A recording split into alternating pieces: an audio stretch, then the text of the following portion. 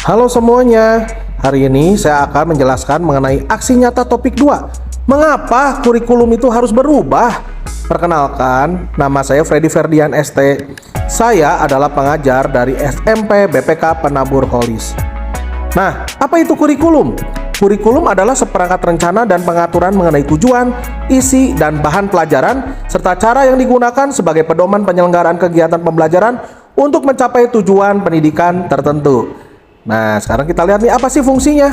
Fungsi kurikulum yaitu adalah untuk guru sebagai pedoman pembelajaran kepada siswa. Kurikulum memberikan patokan yang jelas tentang proses pengajaran juga materi yang harus diberikan kepada peserta didik. Apa pentingnya perubahan kurikulum? Untuk menyesuaikan dengan kebutuhan peserta didik dan perkembangan zaman. Kurikulum yang baik adalah kurikulum yang sesuai dengan zamannya dan terus dikembangkan atau diadaptasi sesuai dengan konteks dan karakteristik peserta didik demi membangun kompetensi sesuai dengan kebutuhan mereka kini dan masa depan.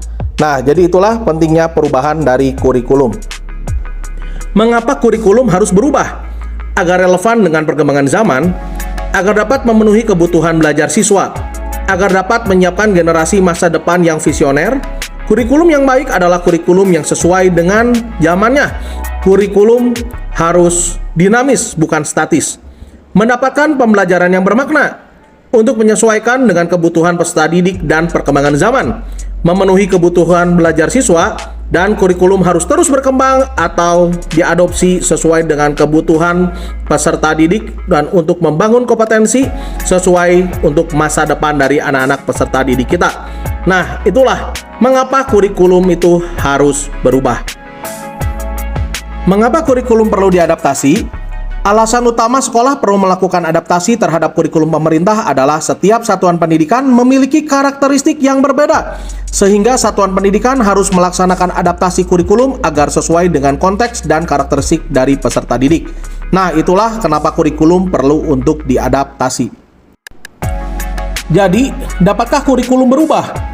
Kurikulum operasional satuan pendidikan harus bersifat dinamis, artinya dapat diubah sesuai perubahan dan perkembangan budaya dan zaman. Selain mengikuti zaman yang sudah diadaptasi sesuai lingkungan geografis. Kurikulum bersifat dinamis dan terus dikembangkan atau diadaptasi sesuai konteks dan kebutuhan peserta didik untuk membangun kompetensi sesuai masa kini dan masa yang akan datang. Jadi kurikulum dapat untuk berubah seperti itu. Bagaimana untuk mewujudkannya? Seluruh komponen masyarakat yaitu peran orang tua, masyarakat, dan sekolah harus menempatkan kebutuhan, pendapat, pengalaman, hasil belajar, serta kepentingan peserta didik sebagai pengembangan kurikulum, karena kurikulum dirancang untuk peserta didik.